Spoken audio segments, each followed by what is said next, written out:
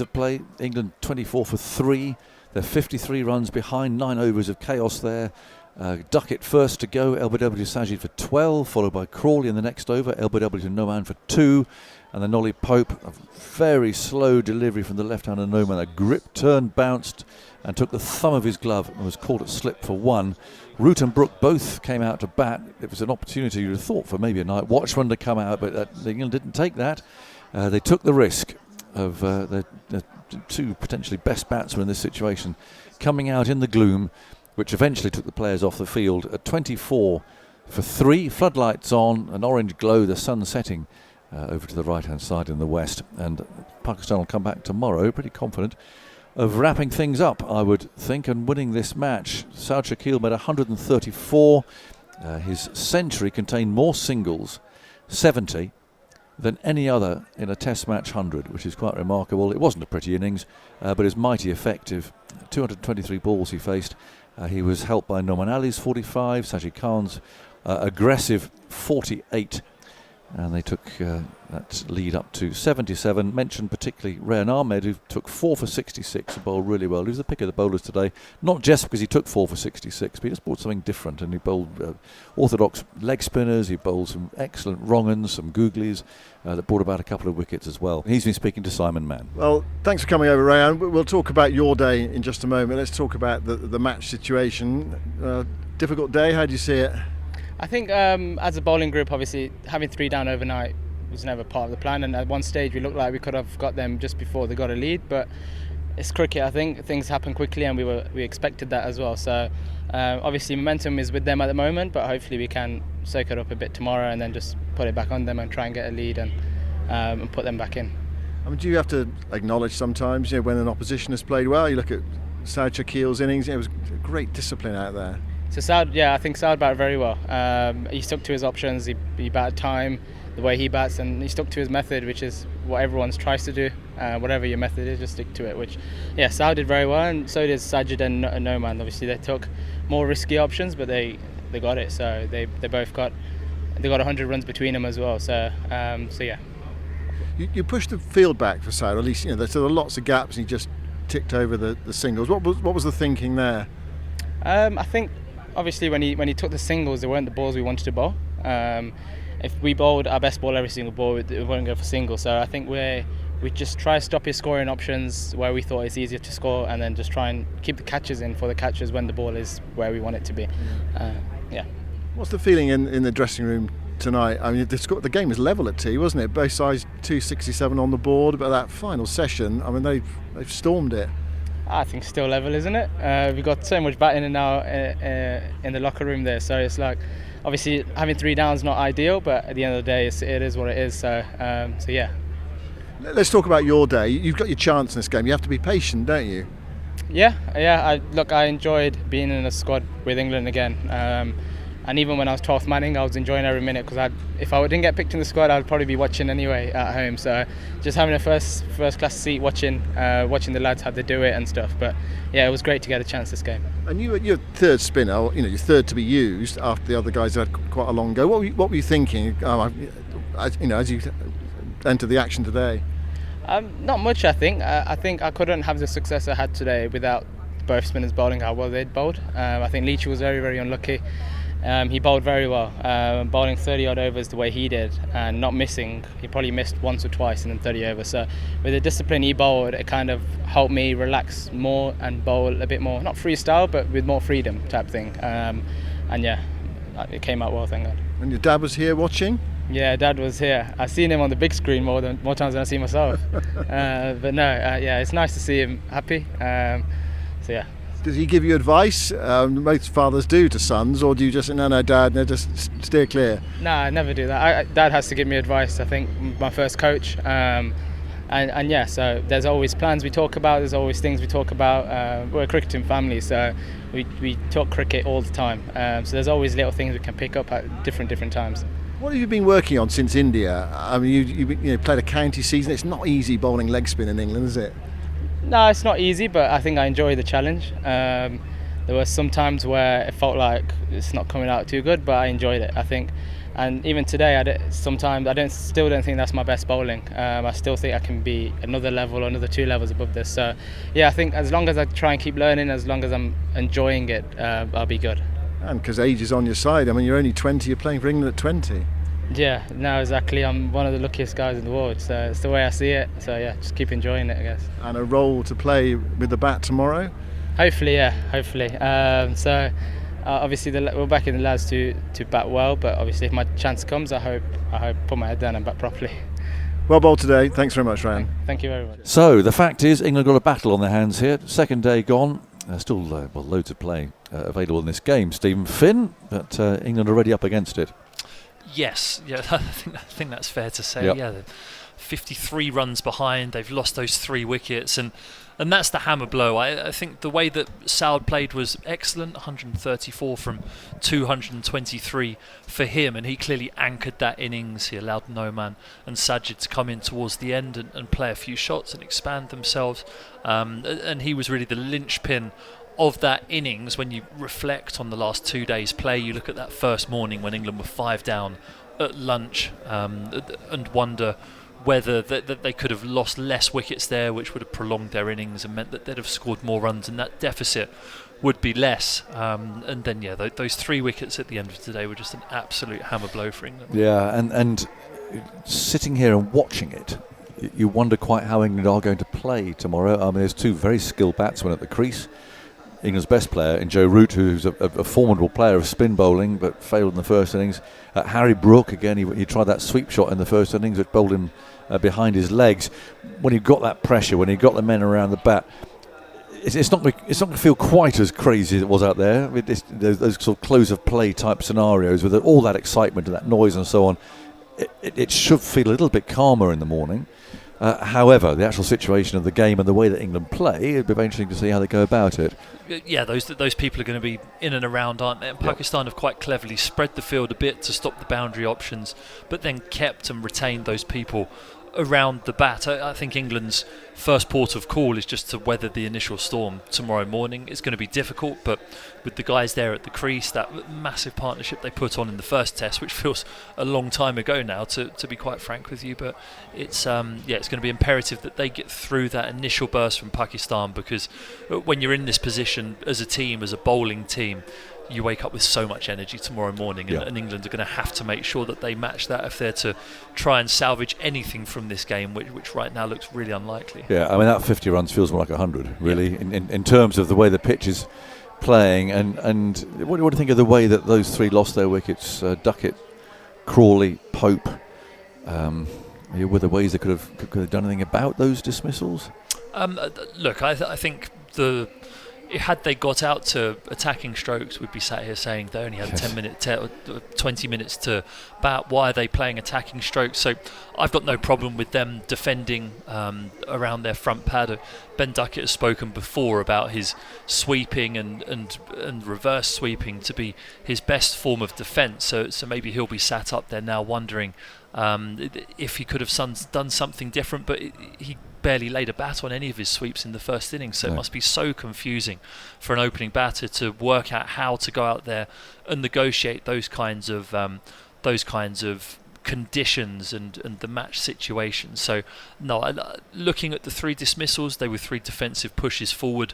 I don't think I can fault the shots. I think actually the way that the 2 bowlers bowled was quite different to England. I thought England bowled the same pace a lot. They varied their pace a bit, but it was an over of slow stuff, or a couple of overs of slow stuff. These guys seem to be bowling a slow ball, a quick ball, a slow ball, a quick ball. You can really see the variety, can't you? Yeah, the alternate balls. And I know we might need to speak to Alex, who's far more well-versed in speaking about spin bowling than me, but that just seems to be messing England's rhythm up. So if the ball's the same pace the whole time, it means you can get used to getting down and sweeping, the ball's coming through, the rhythm of you going down to play that sweep is the same. Whereas if it's different alternate balls, it becomes very hard to be able to pick the correct ones to sweep or to play those shots. Bound to be talk about Pope, another failure. I'm not sure he could have done much about that, could he? I mean, it was a beautifully enticing ball tossed up gripped, spun. I mean, he's you can see him. Where is it? Where is it? It hasn't arrived yet. Just that little fatal push at the end, and then the bounce and the spin and taking the glove. It's the sort of ball you get when you really want to score. Yeah. It's the one if you're desperate to just get through to the close of play. One spits and bounces, and where Jack Leach got a couple to do that, it spun past the outside edge. This one balloons up and hit Ollie Pope's bottom hand and offered a simple chance to slip. So yeah, I think he'll be quite forlorn sat in the dressing room. Yes, but the people who are sharpening their pencils, I mean, would you say that there's anything you can do about that? I mean, we're talking about his poor starts. There's another one that goes in the book. Yeah, no. Did he to be push honest, too hard at it? Maybe jabbed. If you're being hypercritical of Ollie Pope at the beginning of his innings, he's a bit jabby. And by that, you mean rather than letting the ball... You watch Joe Root play, and he received a couple of spinning deliveries there towards the end, but his feet are in position, he just watches it onto the bat, and his hands are almost not holding the bat as the ball just gently brushes off the face towards backward point. Whereas I think if you're to be critical of Ollie Pope in those situations, his feet are set, but then rather than letting the ball come to him, his hands jut towards the ball, and maybe just slightly he did that there, which then means his hands are that bit lower than someone like Joe Root's would be, and it gives that ball the opportunity to hit that glove. I thought he just pushed that a little bit hard at the end there, but it's uber critical, but that's what it's all about. Andy Zaltzman, what have you got for us? Just on Ollie Pope, just 55 runs in 5 innings this series, 3 single-figure scores, 2 in this game. It's a third test this year in which he's been out in single figures in both innings, and this is something we've talked about quite a bit during this series. It's a strange year. He's had 3 centuries, but is now averaging just 32. Since his brilliant innings in Hyderabad in the first test in India, he's averaging 26 despite having scored 2 centuries and 2 other 50 scores. So yeah, the troubles Pope's had starting through his career have been more pronounced this year than over the first couple of years of baseball. Just on those spinners' speeds, as Alex mentioned, the difference between the two sides is quite pronounced. So looking at the average speed in miles an hour, Shoaib Bashir 54.7. Leach 52.7, Rehan Ahmed 52.7. All the Pakistan spinners have averaged less than that. Sajid 51.5, Noman Ali 49.4 on average. But that variety that you were talking about, so looking at Sajid Khan, a third of his balls have been below 80 miles an hour, basically a third between 80 and 84 miles an hour, and a third over 85 miles an hour. So it's that variety. Noman Ali half below 80 miles an hour, around about a third between 80 and 84, and then about kilometres. Kilometres. From the bowling at Mark Wood's place. Sorry, thank you for picking me up on that. And about a sixth for Noman over 85 kilometres now. So that's a highlight of that point you were saying about the variety. That they've managed to create. Yeah, no, it is interesting, and I guess they are. Well, they're used to prizing people out in sort of these sort of conditions, aren't they? I think actually because. Well, I don't know how frequently they would bowl in these conditions because the pitches here tend to be flat. At domestic cricket, you'd imagine they're probably a bit more spinny than the test match pitches are. But as a spinner on those kinds of conditions, you have to figure out a way to survive and be threatening if that ball's not ragging and bouncing the whole time. So I think their variations in pace sort of belie the or a nod towards the amount of probably domestic cricket that they've played, where they've had to figure out ways to take wickets on flatter pitches, and flight and guile, it's an old school thing that spinners talk about, is so important in those scenarios. Yeah. Let's talk about Shakil's innings, because I mentioned the fact that he's well done Andy for dredging this one out. More singles in the 100 runs, the century in other words, than any other test century there's ever been, 70. And it was that sort of innings. He was going dink, dink, dink, dink. And he was just, that's the way he plays. He's a very good player of spin bowling. I felt, I don't know what you thought, I'm just not sure that Stokes did enough to try and make him play in another way. I mean, those gaps always seem to be there, and he just took them, and that's why he scored so many singles. Yeah, and off the first ball of an over so frequently, he'd just get off strike, jog up the other end, watch the other guy bat for a few balls. Yeah, it was a really calm, measured innings, but it was very un-Stokes-like, it felt. Usually he tries to force the issue. If we look back 2 years to England trying to force the issue, even the first couple of test matches with umbrella fields in front of the bat for the seamers, and enticing the batters to hit straight by having long on and long off up the entire time. It was curious in the sense that Saud was allowed to get so many singles. Something that maybe on reflection, I think Ben Stokes will probably think, how could I have plugged those gaps and forced him to hit in different areas a little bit more? What have you got? What do you further to add to that innings? Yeah, well, I mean, to show, I mean, in times gone by, 134 off 223 would be considered quite a fast pace of scoring. But he hit 5 boundaries in all, one after reaching a century. 4 of those were in his first 50 runs. He had 50 off 92 with 4 fours. After that, 84 from 131 balls, which would have been borderline pyrotechnic in days gone by. Just the 1 4. So it was an extraordinary display of skill and endurance. Rehan Ahmed definitely needs some consideration here, because we talked yesterday, didn't we, about his inclusion. Was it a luxury? Could they play a seamer instead, and what looks like being a low-scoring game? All of that stuff we had. How much of a wrist spinner bowl, given that the Pakistani wrist spinner barely featured, and yet look what he's done. He's actually done what Ben Stokes said he would do, which is this: he has opened up the game. He has taken those wickets. He's prized people out when actually the 2 more frontline spinners, if you like, hadn't done so. Yeah, and he took those few important wickets just before lunch, just when we were sat at lunch pining about whether we thought England would be taking a lead into the second innings, the pressure that's going to be on Pakistan to take wickets, to try and get themselves a defendable total, or a total that they thought they could chase in the last innings. He blew that game open in the morning session. He was really impressive. He bowled with good energy, he bowled with nice control, and he used his googly at the correct times actually, and took a couple of wickets with that. He spins his googly more than he spins his leg spinner, but certainly the ball to Mohammad Rizwan was a leg spinner that just gripped in the surface and went underneath his bat to trap him LBW. So it was a really promising sign, and it can be hard actually when you're sat on the bench. I think he'd have thought, or he'd have been told, you're going to the Caribbean. He'd already be thinking about, right, I'm going to have to go home. I'll spend a few hours here, pick my white ball kit up, and then fly over to the Caribbean and meet up with those guys there.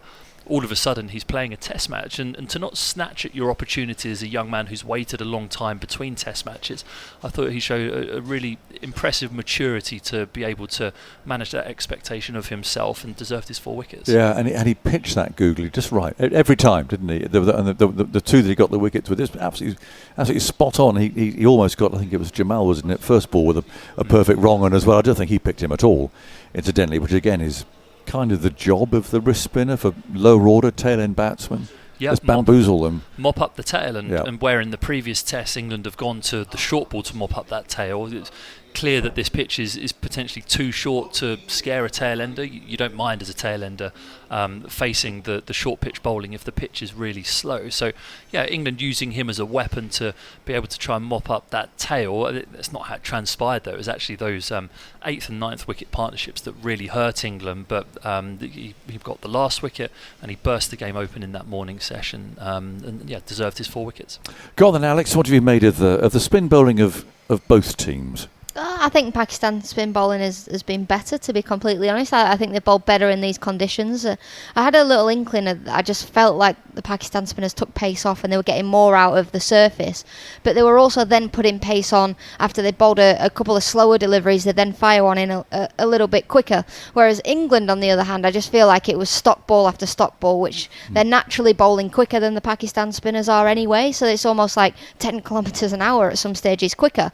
And on this surface, what we saw in the first innings is that the slower balls, you're getting more purchase out of the surface, and I think England, although the spinners didn't bowl badly, they just didn't look as threatening as the Pakistan spinners, and we saw that when England came out in the second innings just before the end of the day, where they've lost 3 quick wickets. They were to slower deliveries. That one from Noman Ali for Ollie Pope, he took the pace right off it. It was only 78 kilometres per hour. Ollie Pope's waiting. It's then actually bounced in the surface, which we haven't seen in this test match, and I just think they've adjusted a lot quicker than the England bowlers have, and why, don't really know, to be honest, because actually the surfaces that they play on here in Pakistan, they're a lot flatter than this usually is. I mean, this is something out of the ordinary.